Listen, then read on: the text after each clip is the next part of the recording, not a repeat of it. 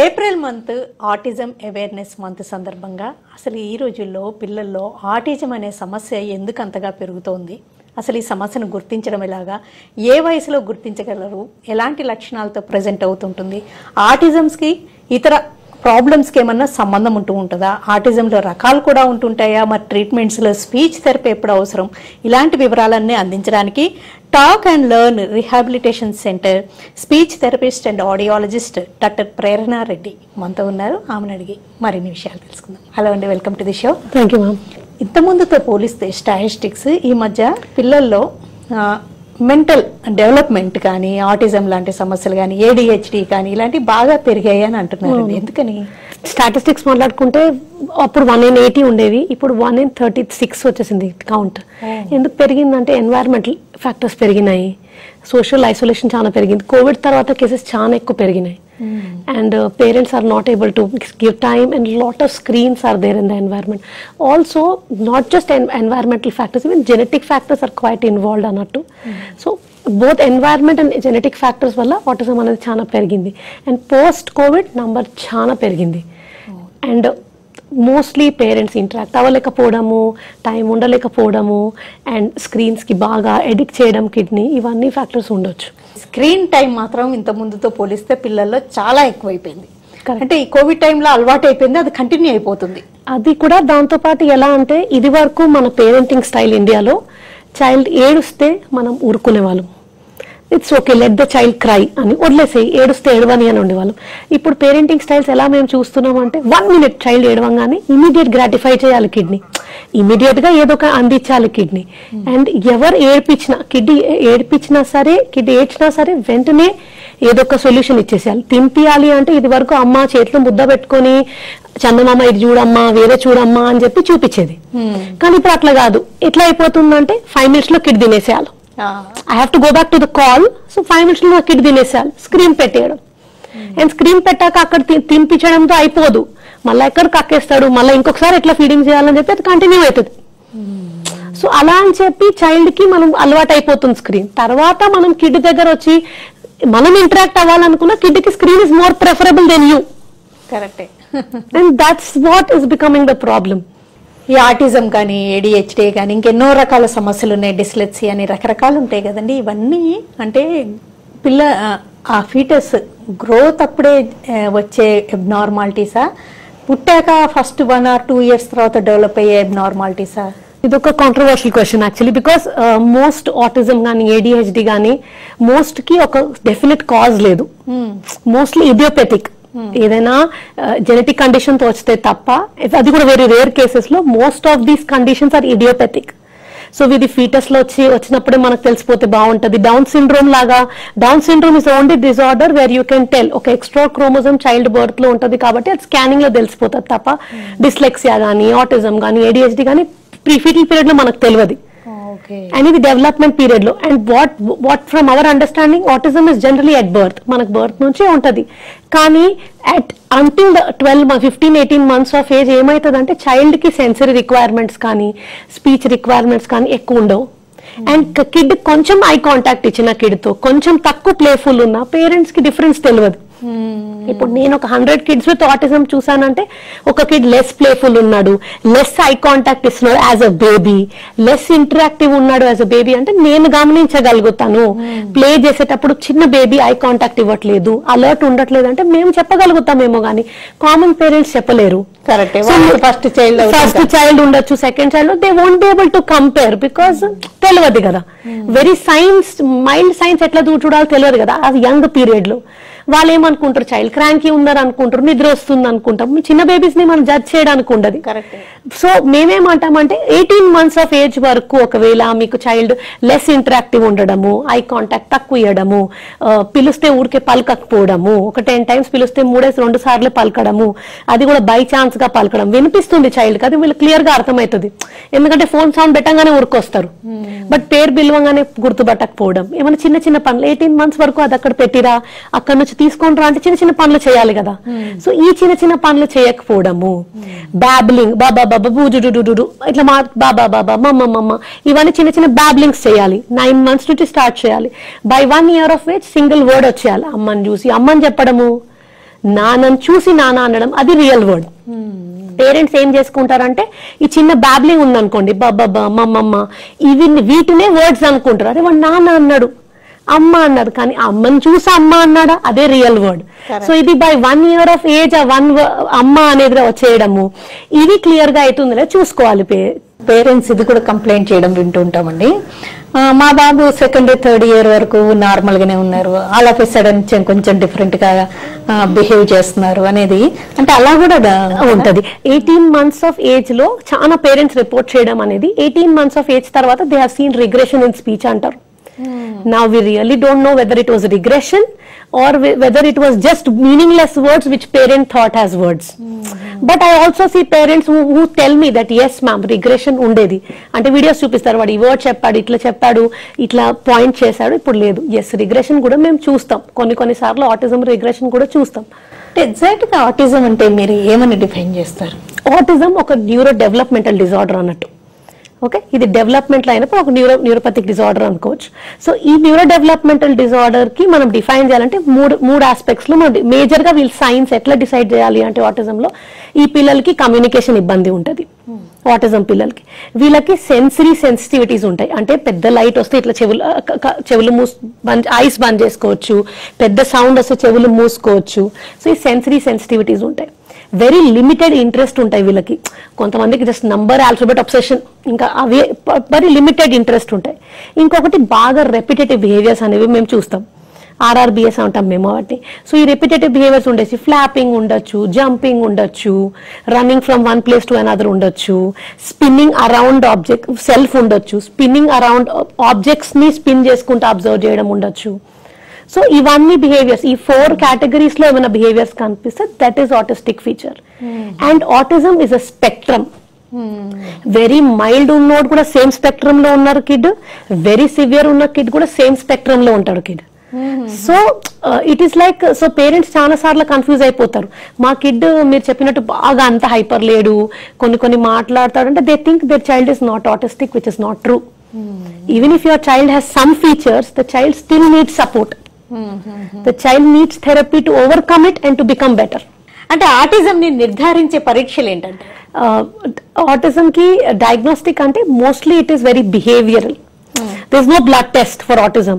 And ఇంత point వచ్చిందంటే ఇది ఆటిజం, ఇది పాయింట్ వచ్చిందంటే ఆటిజం కాదని కాదు, వెరీ మచ్ బిహేవియరల్. అందుకనే ఒకళ్ళు చూస్తే తక్కువ ఉంది అని చెప్తారు ఆటిజం, ఇంకొకరు ఉన్నప్పుడు తక్కువ ఉంటుంది అని చెప్తారు, ఎక్కువ ఉంది అని రాసిస్తారు. క్లినికల్ డయాగ్నోసిస్ ఎందుకంటే it's based on the child's behaviour then and how the child is behaving at that moment when the tester is testing. And ఈ టెస్ట్ అనేది కామన్ గా చేసే టెస్ట్ 2 ఉన్నాయి. ఒకటి ఈసా అని ఇండియన్ స్కేల్ ఉంది ఆటిజం కి, రెండోది కార్స్ అని. ఈ 2 స్కేల్స్ మామూలుగా చేస్తారు, క్లినికల్ సైకాలజిస్ట్ చేయాలి ఈ టెస్ట్.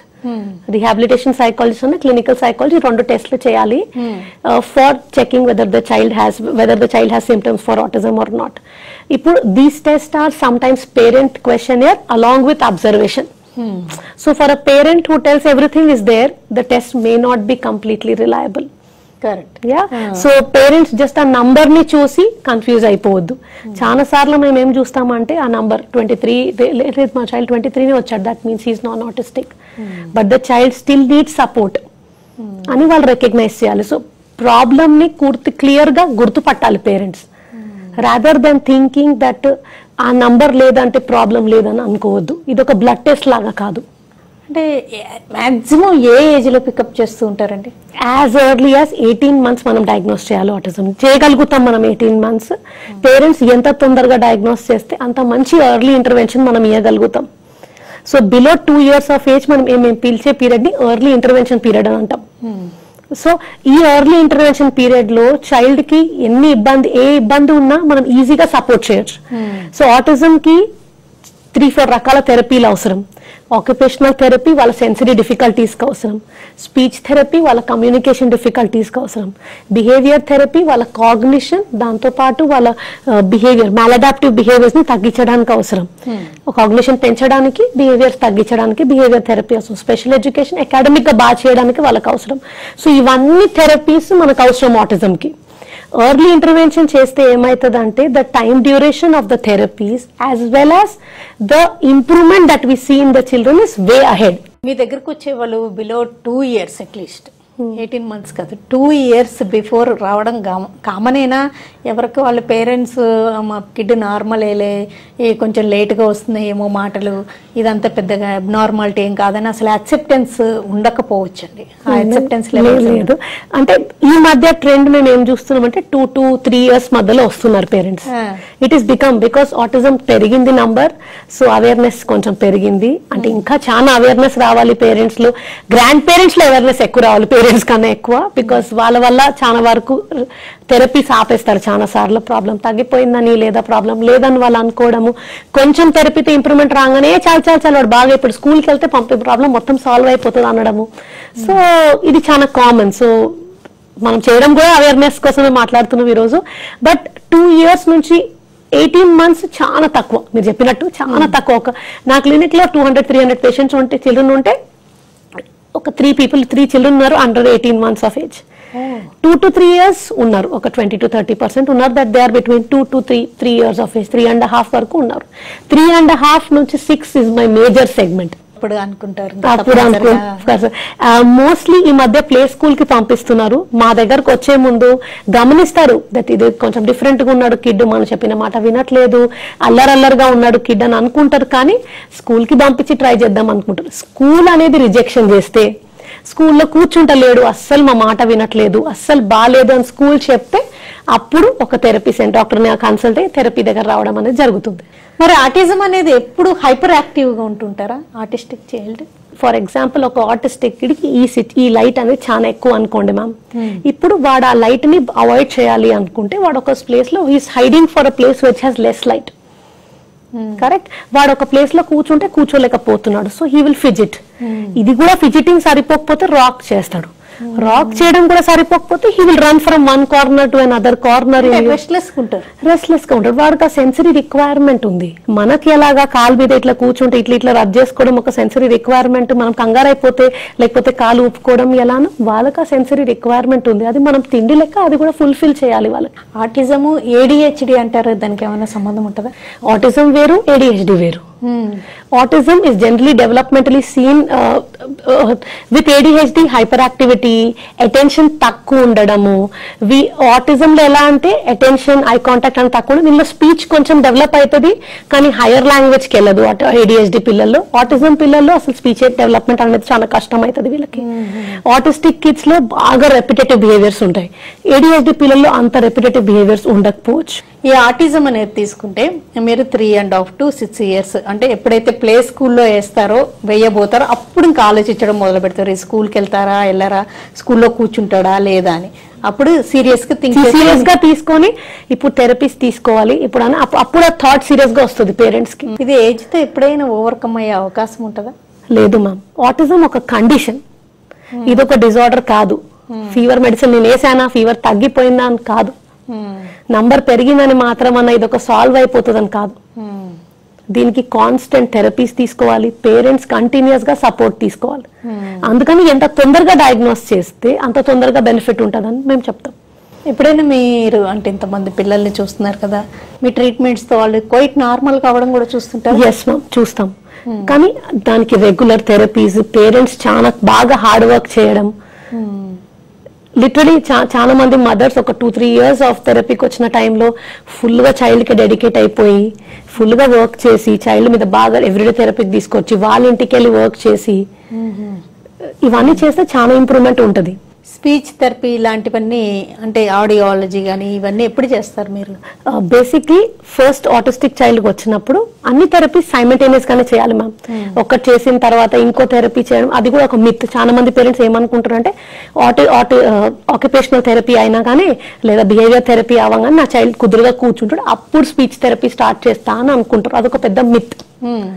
ఎందుకంటే స్పీచ్ అనేది స్పీచ్ రావాలి అన్న మూమెంట్ తో కూడా మనం మాట్లాడగలుగుతాం. కరెక్టా? సో చైల్డ్ కుదురుగా కూర్చోవాల్సిందే కంప్లీట్ గా అవసరం లేదు. ఎస్, మనం చేసే స్పీచ్ థెరపిస్ట్ ఎంగేజ్ చేయగలగాలి, speech therapist attention and eye contact, joint attention develop చేయగలగాలి. సపోజ్ నేను యాక్టివిటీ చేసుకుంటా, మీ వైపు చూస్తున్నాను, మళ్ళీ యాక్టివిటీ చేస్తున్నాను, దీన్ని మనం జాయింట్ అటెన్షన్, బొమ్మని చూడడం, మళ్ళీ మిమ్మల్ని చూడడం, మళ్ళీ బొమ్మని చూడడం, ఇది జాయింట్ అటెన్షన్ అంటాం. ఇది డెవలప్ చేయగలుగుతాం మన కిడ్లో అంటే ఆ కిడ్కి స్పీచ్ థెరపీ అనేది మనం ముందుకు వెళ్ళిపోవాలి. యూజువల్ గా ఒకసారి స్టార్ట్ చేస్తే ఎంతకాలం సాగుతూ ఉంటాయి ఇవన్నీ? Ma'am it's a long process, అదైతే షూర్. కానీ అది we have to tell based on 3 factors. ఒకటి, కిడ్ ఎంతగానం సెన్సరీ డిఫికల్టీస్ ని ఓవర్కమ్ అయ్యాడు, కమ్యూనికేట్ ఎలా చేసుకోగలుగుతున్నాడు, అండ్ సొసైటీలో వాడు థ్రైవ్ చేసుకోగలుగుతున్నాడా లేదా, స్కూల్ సెట్టింగ్ లో లేకపోతే సొసైటీలో వాడు మేనేజ్ చేసుకోగలుగుతున్నాడా అంటే డెఫినెట్ గా పేరెంట్స్ థెరపీ అనేది స్టాప్ చేయొచ్చు. ఎందుకంటే మాకు యాజ్ థెరపిస్ట్ ఎంత చిన్న ప్రాబ్లం ఉన్నా we would like to rectify. కానీ ఫర్ పేరెంట్స్ వాడు బయట ఉండగలుగుతున్నాడు, అకాడమిక్ గా చేసుకోగలుగుతున్నాడు, నేను ఒక షాడో టీచర్ ప్రొవైడ్ చేస్తే, మదర్ హెల్ప్ చేసుకుంటే అకాడమిక్ గా బాగానే చేసుకో, కమ్యూనికేషన్ బాగానే చేసుకో, ఏజ్ అప్రోప్రియేట్ చైల్డ్ చేసుకుంటున్నాడు, సెన్సరీ డిఫికల్టీస్ ని చైల్డ్ అడాప్ట్ చేసుకోగలుగుతున్నాడు అంటే అప్పుడు థెరపీ మనం బంద్ చేయొచ్చు. వీళ్ళని ఏ స్కూల్ కి పంపించాల్సి ఉంటుంది? నార్మల్ స్కూల్లో వీళ్ళకు అంటే మెల్లగా ఈ థెరపీస్ అవి తీసుకున్నాక కొంచెం పికప్ అయ్యే కొద్దీ నార్మల్ స్కూల్స్ లో జాయిన్ చేయొచ్చా, వాళ్ళకి ఇంకా స్పెషల్ చేయొచ్చు. సో ప్రతి చైల్డ్ కి వాళ్ళ డిఫికల్టీ ప్రకారంగా ప్లేస్మెంట్ ఉంటుంది. ఇప్పుడు most all schools are inclusive చెప్తున్నారు, అందరూ ఇంక్లూజివ్ చెప్తారు, బట్ తీసుకోవడం అనేది అది ఒక క్వశ్చన్. కానీ మోస్ట్ స్కూల్స్ ఆర్ ఇంక్లూజివ్ అంటే వీళ్ళు మామూలు పిల్లలతో పాటు ఆటిస్టిక్ పిల్లలు కూడా తీసుకోగలుగుతారు. లిమిటెడ్ నంబర్ లో తీసుకుంటున్నారు కానీ everybody is taking. So definite గా మన కిడ్ కొంచెమన్నా సపోర్ట్ తో క్లాస్ లో అలౌ చేసుకోగలుగుతున్నాడు, డెఫినెట్ గా మనం ఆ కిడ్ ని నార్మల్ స్కూల్లో వేయవచ్చు. ఇప్పుడు నార్మల్ స్కూల్లో ఉత్తని వదిలేసేవచ్చా? కాదు. We have to provide a shadow teacher maybe. ఎందుకంటే ఆ shadow teacher is like his own personal teacher. ఇప్పుడు క్లాస్ కి మొత్తం క్లాస్ కి ఒక టీచర్ ఉన్నట్టు ఈయనకు ఒక షాడో టీచర్ ఉంటుంది. ఆ షాడో టీచర్ ఈయన గైడ్ చేస్తుంటది, బుక్ లోపల నుంచి ఇప్పుడు హిందీ మ్యామ్ వచ్చింది, నీకు హిందీ సబ్జెక్ట్ ఉంది, ఎగ్జాంపుల్ చెప్తున్నాను, సో ఇప్పుడు this is your job, finish చేయి. ఆయన కొంచెం స్లో ఉండొచ్చు రైటింగ్ లో మిగతా క్లాస్ తోటి. So that teacher will help him right. So that shadow teacher will help such kids. కొంతమంది కిడ్స్ చాలా లేట్ గా డయాగ్నోస్ అవుతారు, చాలా కమ్యూనికేషన్ అసలు జీరో ఉంటుంది. ఇట్లాంటి కిడ్స్ కి special school can help. So based on your child's requirement, based on your child's ability you should select school. అంతేగాని ఇంకా బాగా సివియర్ గా ఆటిజం ఉంటే, నార్మల్ చిల్డ్రన్ తో ఉంటే వాళ్ళే పికప్ అవుతారులే అనుకునేది మాత్రం మిత్తే, 100% మిత్తే. అండ్ అట్లా అనుకోవడం కూడా చాలా రాంగ్. అండ్ చాలా మంది పేరెంట్స్ ఇంకొకటి కూడా ఉన్నారు మేడం, 7-8 years అయిపోయింది మా కిడ్కి, ఇంకా అయిపోయింది, ఇంకేం ఎవరేం చేయలేరు అని అనుకోవడం కూడా రాంగ్. మనం ఏ ఏజ్ లో అయినా కిడ్కి ఏదో ఒక బేసిక్ కమ్యూనికేషన్ ఇవ్వడం. ఈ మధ్య యాప్స్ తోటి చాలా యాప్స్ వచ్చేసినాయి.